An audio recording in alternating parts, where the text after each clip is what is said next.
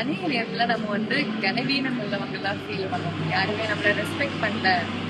இந்த உலகத்துல நம்ம மதிக்கிறதுக்கு ஒரு பர்சன் கூட இல்ல. அந்த மாதிரி தாட்ஸ் தான் நிறைய டைம் நமக்கு வரும்.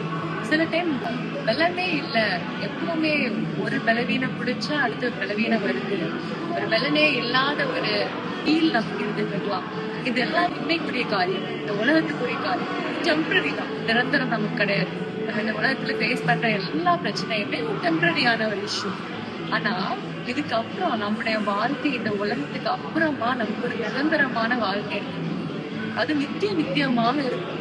ஏசப்பாவை நம்ம சொந்த ரட்சகராக ஏற்றுக்கொண்டு, ஏசப்பா தான் தேவன் அப்படின்ற நம்ம சொந்த ரட்சகராக இயேசுவை நம்ம ஏற்றுக்கொண்டு அவரோடு இருந்தோம்னா கனவீனம் எல்லாம் விதைக்கப்பட்டு மகிமையாக எழுப்பப்படும் அப்படின்னு வார்த்தை சொல்லுது. அதே மாதிரி பலவீனம் எல்லாம் விதைக்கப்பட்டு மகிமையாக எழுப்பப்படும் அப்படின்னு பார்த்து சொல்லுது. சோ இந்த உலகத்துல இப்போ இருக்கிற பிரச்சனையை நீங்க பார்க்காதீங்க.